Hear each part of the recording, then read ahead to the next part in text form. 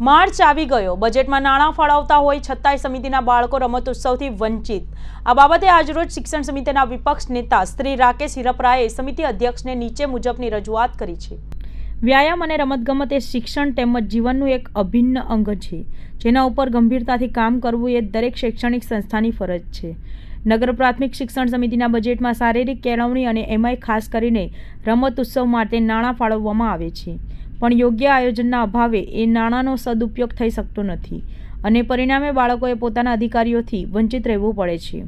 શાળાના રમત ઉત્સવ માટે 2020-21માં માત્ર 4.71 લાખ વાપરવામાં આવ્યા, 2022-23માં માત્ર 3.5 લાખ વાપરવામાં આવ્યા અને 2023-24ના પ્રથમ 6 મહિનામાં માત્ર 1.54 લાખ રૂપિયા વાપરવામાં આવ્યા।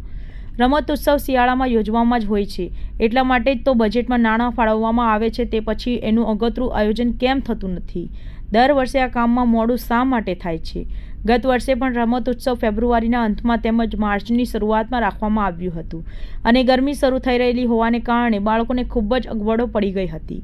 ઉતાવળે અને કરવા ખાતર કરવામાં આવતા કાર્યક્રમોમાં હાર્દ જળવાતું નથી।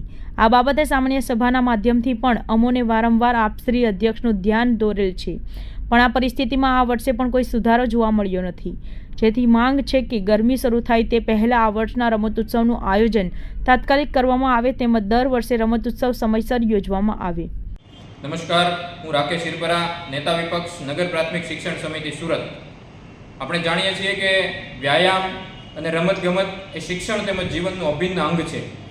દર વર્ષે બજેટમાં, નગર પ્રાથમિક શિક્ષણ સમિતિના બજેટમાં રમતોત્સવ માટે નાણાંની ફાળવણી કરવામાં આવે છે, પૈસા ફાળવવામાં આવે છે, પણ દર વર્ષે રમતોત્સવ યા તો મોડું આયોજન કરવામાં આવે છે અને યા તો આયોજન જ કરવામાં નથી આવતું અને એ નાણાં છે એ વણવપરાયેલા પડ્યા રહે છે। 2020-21માં રમતોત્સવ માટે જેટલા નાણાં પડવાના હતા એમાંથી માત્ર 4.71 લાખ રૂપિયા આખા વર્ષમાં વપરાણા। વર્ષ 2022-23માં 3.05 લાખ રૂપિયા માત્ર આ કામ પાછળ વપરાણા અને ચાલુ વર્ષે એટલે કે વર્ષ 2023-24માં 35 લાખ રૂપિયા ફળવાના હતા, એમાંથી પહેલા 6 મહિનામાં માત્ર 1.54 લાખ રૂપિયા વાપરવામાં આવ્યા છે અત્યાર સુધીમાં। ગયા વર્ષે પણ રમતોત્સવ શરૂ થયો અને પૂરો થયો ત્યાં સુધીમાં માર્ચ મહિનો આવી ગયો। ફેબ્રુઆરીના એન્ડમાં અને માર્ચમાં રમતોત્સવ યોજવામાં આવ્યો, એટલે કે કાળઝાળ ગરમીમાં રમતોત્સવ યોજવામાં આવ્યો હતો ગયા વર્ષે।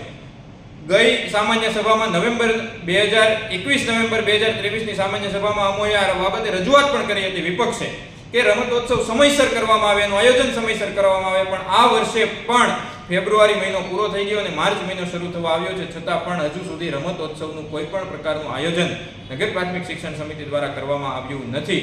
આ ખૂબ ગંભીર બાબત છે। રમતોત્સવ એક વખતનો નથી, દર વર્ષે ખબર જ હોય કે શિયાળામાં રમતોત્સવ યોજવાનો જ હોય, છતાંય આ બાબતે વારંવાર મોડું કેમ કરવામાં આવે છે, આ બાબતે આજે રજૂઆત કરી। અમારી માંગણી છે કે તાત્કાલિક જ્યાં સુધી હજી ગરમી શરૂ નથી થઈ ત્યાં સુધીમાં રમતોત્સવનું આયોજન કરવામાં આવે અને દર વર્ષે સમયસર આનું આયોજન કરવામાં આવે, કારણ કે જે વસ્તુ ઉતાવળે કરવા ખાતર માત્ર કરવામાં આવતી હોય એમાં એ કાર્યક્રમનું એ વસ્તુનું હાર્દ જળવાતું નથી। તો આ બાબતે સમિતિ થોડી ગંભીર બને, સમિતિના શાસકો થોડા ગંભીર બને એવી અમારી માંગણી છે। જય હિન્દ, જય જય ગરવી ગુજરાત।